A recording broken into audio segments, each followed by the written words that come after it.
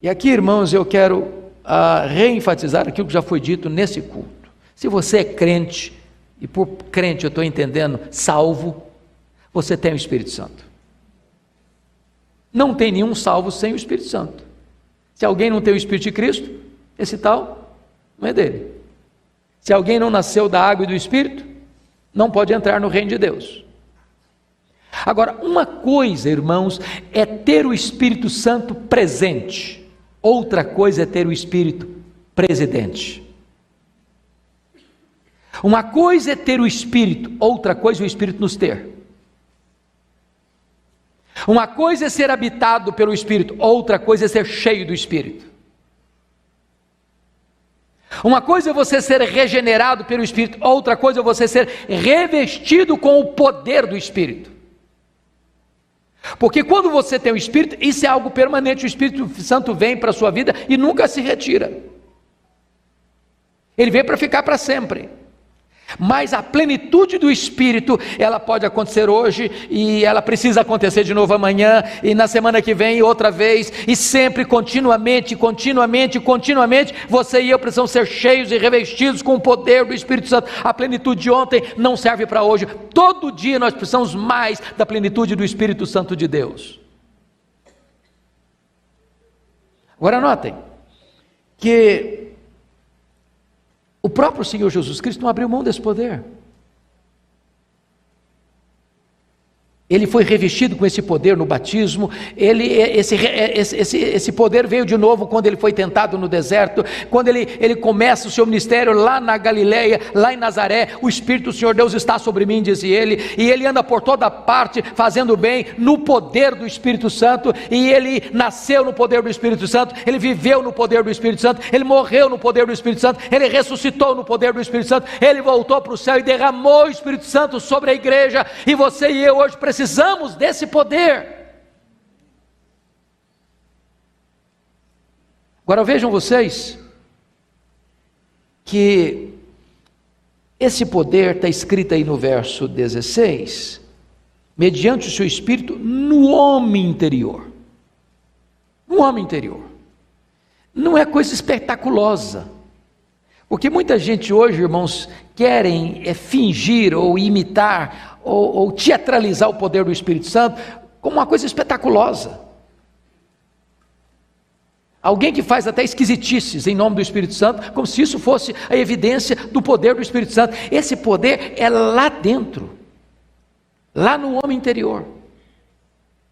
E Paulo explica isso melhor para nós quando ele trabalha isso. Vejam vocês comigo no versículo 17: e assim habite Cristo no vosso coração pela fé. Bom, vamos entender o que Paulo está falando aqui. O que é Cristo habitar no nosso coração pela fé? A primeira coisa que eu preciso entender é o verbo habitar. O que é habitar? Na língua grega tem duas palavras distintas, dois verbos distintos para habitar. O verbo paroikel e o verbo katoikel. O verbo paroikel é habitar como um estrangeiro. É uma habitação temporária. Por exemplo, você que viaja, e todos nós no mundo de hoje viajamos, você chega e se hospeda num hotel. Você paga uma diária, recebe a chave, e durante aquele período que você fica naquele hotel, você é o dono daquele quarto. Ninguém pode chegar ali, não, eu sou o dono, não, você pagou a diária, você é o dono, mas você não vai ficar ali, você não mora ali, ali não é a sua residência, você não tem também nenhuma liberdade de chegar lá e tirar os móveis e fazer uma reforma ali. Não, você é um habitante temporário. Mas existe uma outra palavra então, que é a palavra katoikel, que é a habitação do dono da casa, onde você é o proprietário da casa, onde você pode fazer reformas na casa, onde você pode mexer com os móveis da casa, ou você pode fazer como Neemias, pegar os móveis de Tobias e jogar fora da casa. Quando a Bíblia diz que Cristo habita no nosso coração pela fé, ele está usando não o verbo paroikel, mas o verbo katoikel, dizendo o seguinte: Jesus precisa estar na sua casa como dono da sua casa, da sua vida, do seu coração. Em outras palavras, você precisa entregar não apenas as chaves do seu coração, mas a escritura do seu coração. Ele é o dono, ele habita ali de forma permanente. Ele pode fazer reformas nessa casa, ele pode jogar fora algumas coisas nessa casa, ele pode arrumar essa casa de maneira que ele se sinta bem nessa casa, porque o verbo também, katoikeo, traz a ideia, meus irmãos, de sentir-se bem onde você está. Agora vamos parar para perguntar. Jesus não habita em casas feitas por mãos. Sabe onde ele habita? No nosso coração. Será que nós já demos todas as chaves para ele? Ou tem alguma área da sua vida aí que você quer dominar? Jesus, o Senhor tem todas as chaves, mas essa aqui não, essa aqui é comigo. Nesse cômodo, minha casa aqui, o Senhor não entra não. O Senhor pode dirigir todas as outras áreas. Essa aqui não, essa é minha. Será que Jesus, ao habitar no nosso coração, ele está se sentindo bem? Como aqueles anjos que foram visitar Abraão e depois foram visitar Ló. Na casa de Abraão eles se sentiram bem, mas na casa de Ló se sentiram? A pergunta é essa: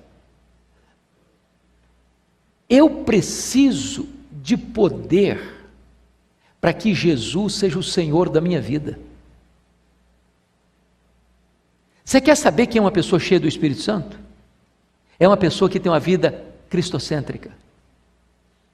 Não é uma pessoa que fala coisas espetaculosas e teatraliza coisas espetaculosas. Uma pessoa que está revestida com o poder do Espírito Santo é uma pessoa onde Jesus tem todas as chaves da vida, onde ele governa a vida, ele governa as palavras, ele governa as ações, ele governa as reações, ele governa os sentimentos, ele governa as decisões. Ele é o dono da casa, ele é o dono da vida, ele é o dono do coração. Ele vai fazer faxina onde ele quiser fazer e jogar fora o que ele quiser jogar.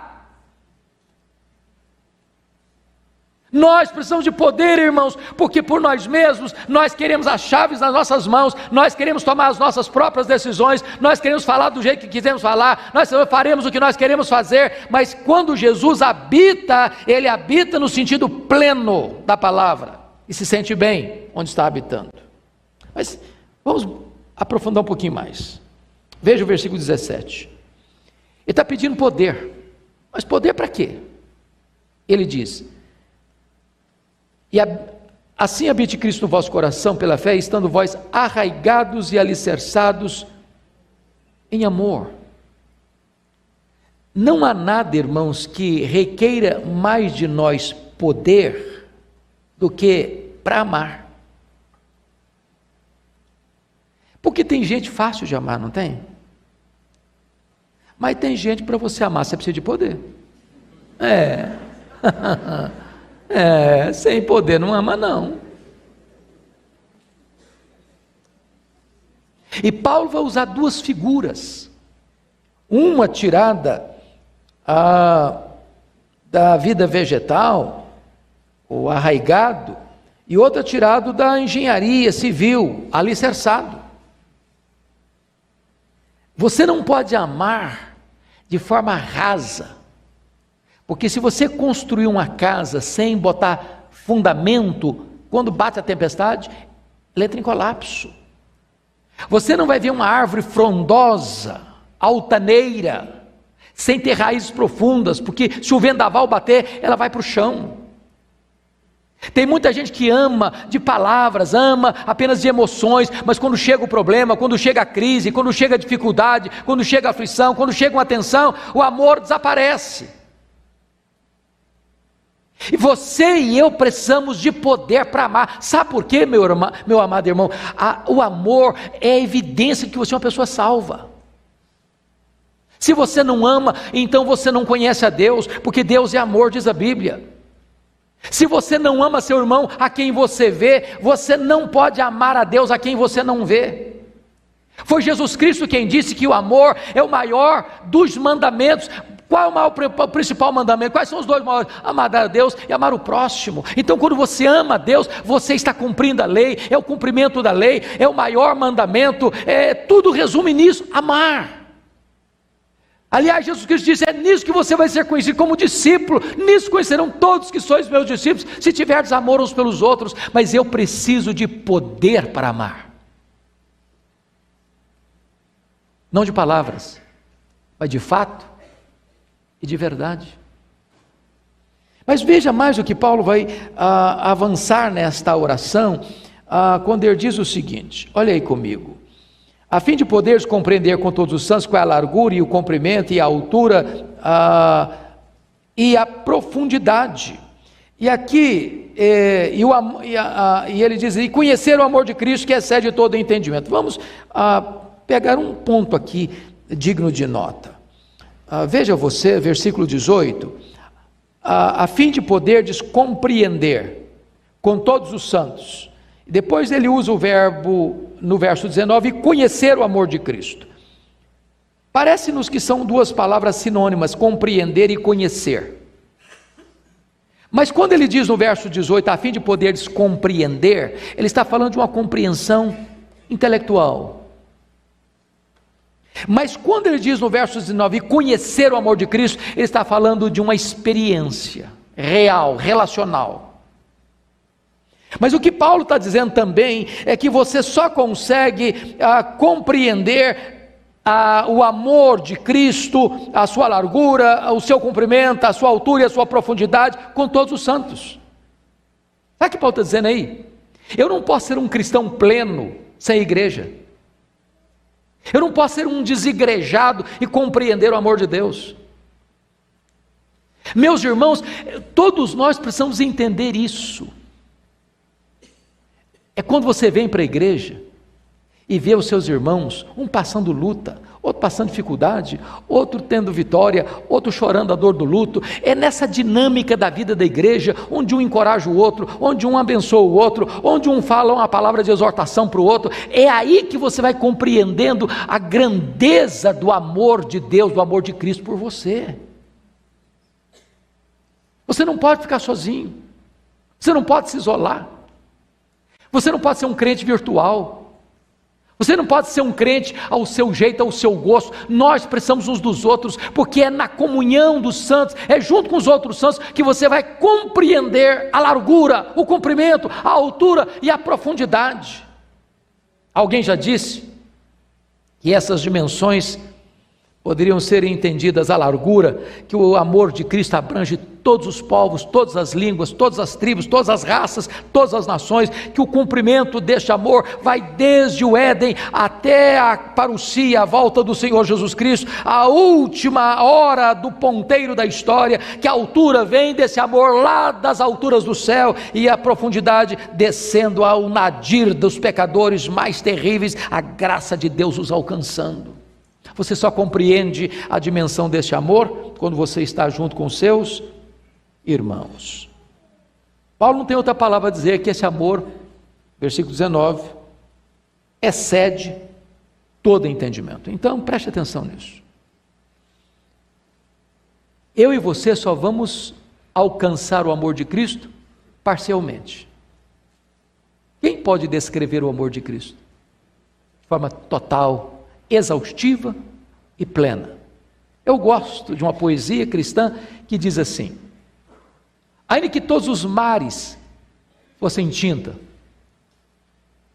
ainda que todas as nuvens fossem papel, ainda que todas as árvores fossem pena, caneta, e ainda que todos os homens fossem escritores, nem mesmo assim se poderia descrever o amor de Cristo.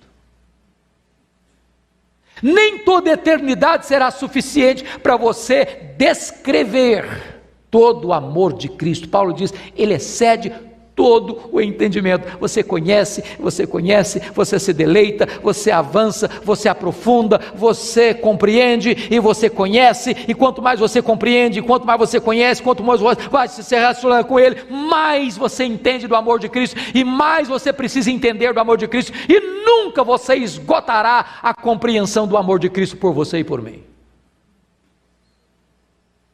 Mas agora eu quero concluir dizendo a você que, no meu entendimento, Paulo vai fazer o pedido mais ousado que alguém possa fazer para Deus. Talvez o pedido mais audacioso registrado na Bíblia. Está no versículo 19, eu peço que você leia em voz alta comigo o verso 19. Vamos juntos? E conhecer o amor de Cristo, que excede todo entendimento, para que sejais tomados de toda a plenitude de Deus. Vamos entender. Ele está pedindo que você e eu sejamos tomados de Deus. Ele não está pedindo para que você e eu sejamos tomados da plenitude de Deus. Ele está pedindo para que você e eu sejamos tomados de toda a plenitude de Deus. Bom, duas coisas precisam ser ditas aqui. Primeiro, quem é Deus? Segundo, quem somos nós. Então vamos pensar quem é Deus. Nos atributos que nós elencamos aqui, que só Deus os tem, que Ele é autoexistente, infinito, imenso, eterno, imutável, onipotente, onipresente, onisciente, falamos que Ele é também transcendente. O que significa isso? Que Ele é transcendente. Significa que Deus é maior do que a sua criação, que Ele é maior do que tudo quanto existe. Se nós perguntarmos aos cientistas mais peritos qual é o tamanho do que existe, nenhum vai fazer uma afirmação categórica. Você e eu sabemos que, se infinitude é um atributo exclusivo de Deus, o universo não é infinito. Porém, este universo, que é finito, segundo os estudiosos, o que conhecem hoje, porque isso avança em pesquisa, o nosso universo tem mais de 93 bilhões de anos-luz de diâmetro. E este Deus que você e eu adoramos é maior do que tudo isso. Não há uma partícula deste universo, 1 centímetro deste universo, onde Ele não esteja. Ele é onipresente. Agora, Paulo está, ao compreender quão grande esse Deus é, primeiro é preciso entender agora quem nós somos. Quem nós somos? E a Bíblia diz que nós somos frágeis vasos de barro. Os maiores, os príncipes, basta um sopro e eles desaparecem. Juntando todo mundo, na linguagem de Isaías 40, não passam de um bando de gafanhotos. Juntando todas as nações, não passam de um pingo que cai num balde. E agora preste atenção que Paulo está de joelhos orando, pedindo que você e eu, frágeis vasos de barro, sejamos tomados de toda a plenitude de Deus. Você entende isso? Você me explica isso com palavras racionais? Alguém poderia dizer: Paulo, sinto muito, mas você deve ter dado uma delirada.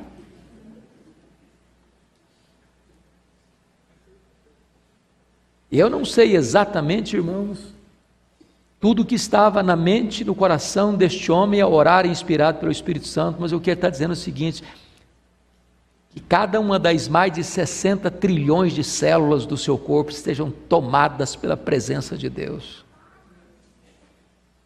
Que cada neurônio do seu cérebro seja tomado pela presença de Deus. Que não haja nenhuma parte do seu corpo, da sua mente, do seu coração, das suas emoções, da sua vontade, da sua razão, que não seja tomada e dominada pela presença de Deus. Ele está pedindo poder, e poder, irmãos, não é coisa espetaculosa, poder é a própria presença do Deus Todo-Poderoso na nossa vida.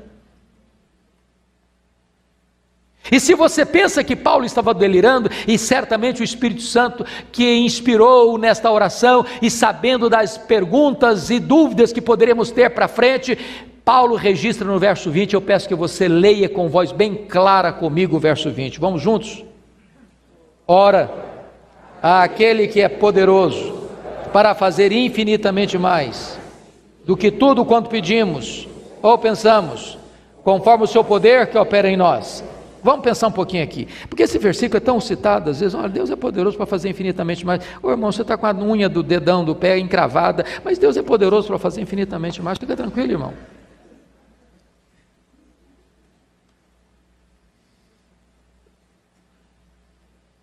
Para você entender o verso 20, você precisa entender o que ele pediu antes. O que ele pediu antes é alguma coisa inimaginável, inalcançável, que você e eu não conseguiríamos jamais compreender de forma plena. Você ser tomado de toda a plenitude de Deus. E quando você diz não, aí ele alcançou o inalcançável. Aí ele subiu a uma altura que não dá para medir. E depois de fazer um pedido tão audacioso desse, ele entra com a colocação, ora, este Deus é poderoso não para fazer mais, não para fazer muito mais, mas poderoso para fazer infinitamente mais. E aí, amado irmão, não tem limite na oração. Tudo quanto Deus pode fazer por meio da oração. Se você conhece quão grande é o seu Deus suas orações vão mudar.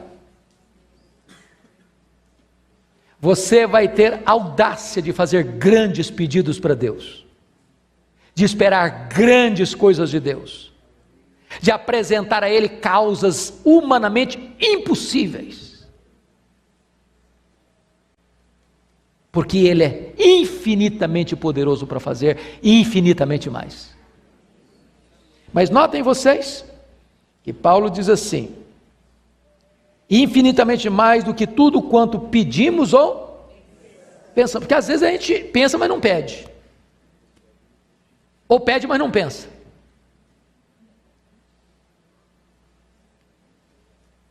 Mas Ele é poderoso para fazer infinitamente mais do que tudo quanto, preste atenção na intensidade, do que tudo, não a parte, mas tudo quanto pedimos ou pensamos. De que maneira? Conforme o seu poder opera em nós. Irmãos, se nós estamos vivendo uma vida de fraqueza, não é por culpa de Deus, é porque nós não estamos nem pedindo, nem tomando posse, nem usufruindo do poder que está à nossa disposição. Na primeira oração, ele chegou a dizer que esse poder é o mesmo poder que ressuscitou Jesus Cristo dentre os mortos. Como é que Paulo termina essa oração? Antes de falar amém, ele precisa terminar essa oração com uma doxologia. Uma doxologia. Ele começa com Deus e termina com Deus. A Ele seja a glória onde? Na igreja e em Cristo Jesus, por todas as orações, para todos sempre, amém. Então preste atenção aqui, a igreja é a esfera onde a glória de Deus se manifesta. A Shekinah de Deus se manifesta na igreja. Esta glória se manifesta primeiro no corpo, depois na cabeça. Primeiro na igreja, depois em Cristo. Quando? Primeiro no tempo, por todas as gerações, depois por toda a eternidade, para todo sempre.